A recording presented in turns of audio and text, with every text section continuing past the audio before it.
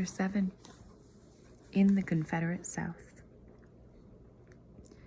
"What are you reading?"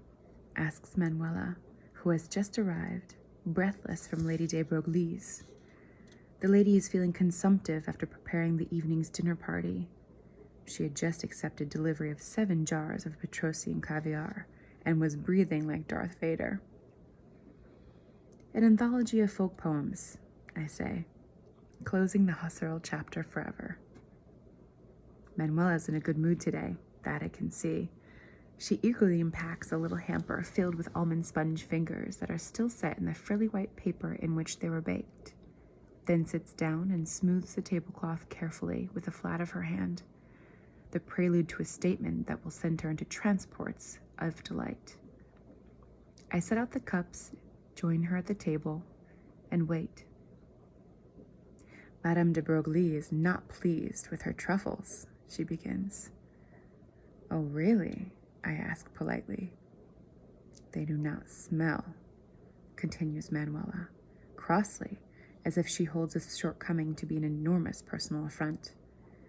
We indulge in this information for all it is worth, and I savor the vision of Bernadette de Broglie in her kitchen, looking haggard and disheveled and doing the utmost to spray a potion of cape and chanterelle juice onto the offending roots in the ridiculous, insane hope that they might consent to give off some faint odor evocative of the forest.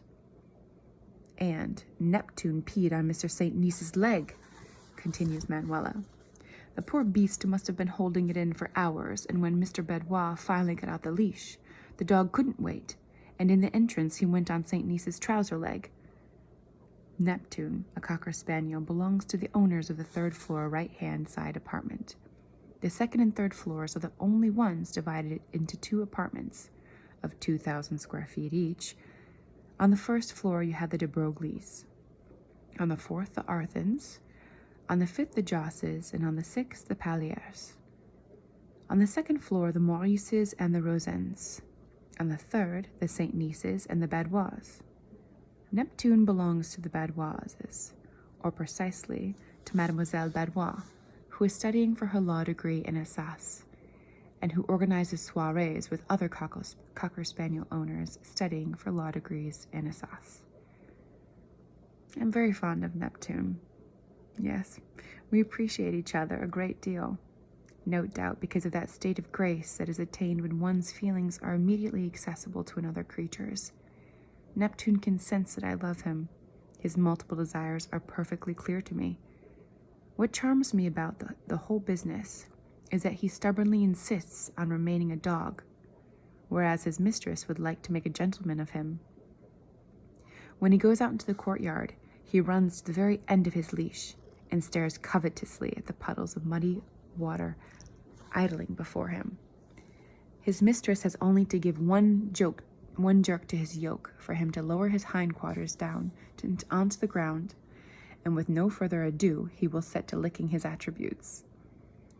The sight of Athena, the Maurice's ridiculous whippet, causes Neptune to stick his tongue out like a lubricious satyr and pant in anticipation, his head filled with phantasms. What is particularly amusing about cocker spaniels is their swaying gait when they are in a playful mood. It's as if they had tiny little springs screwed into their paws that cause them to bounce upward, but gently, without jolting. This also affects their paws and ears like the rolling of a ship, so cocker spaniels, like jaunty little vessels plying dry land, lend a nautical touch to the urban landscape. Utterly enchanting. Ultimately, however, Neptune is a greedy glutton who will do anything for a scrap of turnip or a crust of stale bread. When his mistress leads him past the garbage can room, he pulls frenetically in the direction of said room, tongue lolling, tail wagging madly. Diane Bedouin despairs of such behavior. To her distinguished soul, it seems that one's dog should be like the young ladies of antebellum high society in Savannah in the Confederate South, who could scarcely find a husband unless they feigned to have no appetite whatsoever. But instead, Neptune carries on as if he were some famished Yankee. Journal of the Movement of the World, number 2,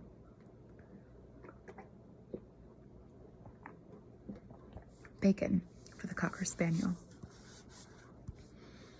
In our building, there are 2 dogs. The whippet belonging to the Maurices looks like a skeleton covered over with beige leather hide, and a ginger Cocker Spaniel who belongs to Diane Badois, an anorexic blonde woman who wears Burberry raincoats and who is the daughter of a very la-di-da lawyer. The whippet is called Athena, and the Cocker Neptune. Just in case you don't yet understand what sort of place I live in, you won't find any Fidos or Rovers in our place. Anyway, yesterday in the hallway 2 dogs met, and I was fortunate to witness a very interesting sort of ballet. I won't dwell on the dogs, who sniffed each other's bottoms. I don't know if Neptune smells bad, but Athena took a leap backward, while Neptune looked as if he were sniffing a bouquet of roses with a huge, juicy steak in the middle. No, what was interesting was the 2 human beings at the end of each leash. Because in town, it is the dogs who have their masters on a leash, though no one seems to have caught on to the fact.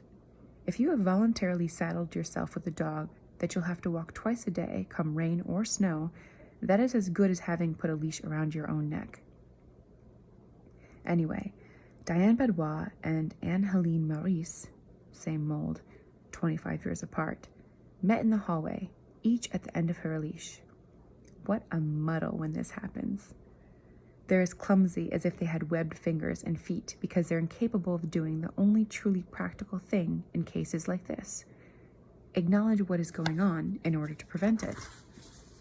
But because they act as if they believe they were walking 2 distinguished stuffed animals, utterly devoid of any inappropriate impulses, they cannot bleat at their dogs to stop sniffing their asses or licking their little balls. So here's what happened. Diane Badois came out of the elevator with Neptune, and Anne-Helene Maurice was waiting right outside with Athena. They virtually threw their dogs one on top of the other, and, obviously, it sent Neptune utterly crazy. Here you come, nicely trotting out of the elevator, only to find your nose right up against Athena's derriere. That's not something that happens every day.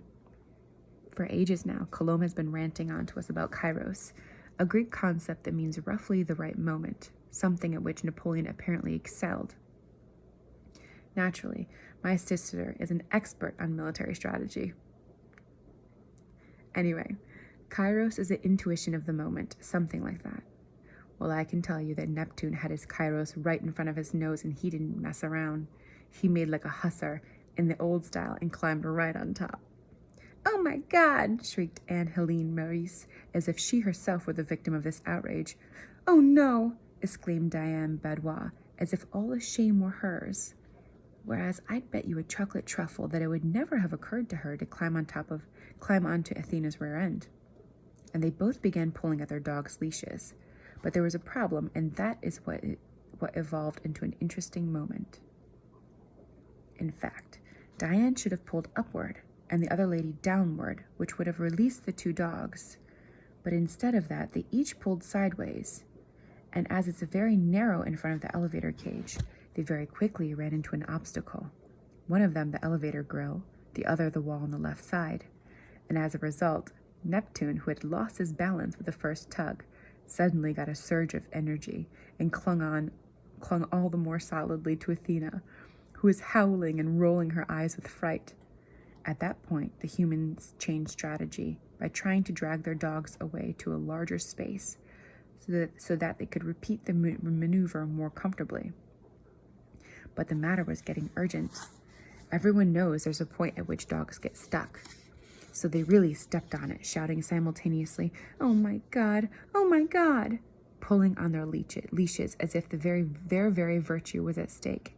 But in her haste, Diane Badois slipped and twisted her ankle, and this was the moment of the interesting movement. Her ankle twisted toward the outside, and at the same time her entire body swerved in the same direction, except for her ponytail, which went the opposite way. It was magnificent, I assure you. It was like something by Bacon. There's been a framed Bacon in my parents' bathroom forever, a picture of someone on the potty, in fact, and in good Bacon style, you know, sort of tortured and not very appetizing. I've always thought that it probably had an effect on the serenity of one's actions, but anyway, In my house, we each have our own toilet, so there is no point complaining. But Diane Badwa was completely thrown out of joint when she twisted her ankle, making weird angles with her knees, her arms, and her head, and to top it off, her ponytail sticking out horizontally, like that. And I immediately thought of the bacon in the bathroom. For a very brief moment, she looked like a disjointed rag doll, her body completely contorted, and for a few thousandths of a second, it happened very quickly, but as I'm very attentive to the movements of the body these days, I saw it as if in slow motion. Diane Badwa looked like a full-length portrait by Bacon. From that sudden impression to the consideration that the thing in the bathroom has been there all these years, just so now I could fully appreciate her bizarre contortions, there's only one short step. And then Diane fell into the dogs, and that solved the problem because Athena... And then Diane fell into the dogs, and that solved the problem because Athena, crushed on the ground, managed to wriggle free of Neptune. A complicated little ballet then followed, Anne Helene trying to help Diane and all the while keeping her dog at a safe distance from the lubricious monster, and Neptune, completely indifferent to all the shouts and pain of his mistress, continued to pull in the direction of his steak à la rose. But at that very moment, Madame Michel came out of her lodge, and I grabbed Neptune's leash and dragged him further away. He was so disappointed, poor mutt, and so he flopped down and started licking his little balls, making a lot of slurping noises, which only added to poor Diane's despair. Madame Michel called an ambulance because Diane's ankle was seriously beginning to look like a watermelon, and then she took Neptune to her place while Anne Helene, Maurice, stayed with Diane. As for me, I went home and said to myself, okay, a bacon come to life before my eyes. Does that make it worth it? I decided it didn't, because not only did Neptune not get his treat, but on top of it, he didn't even get his walk.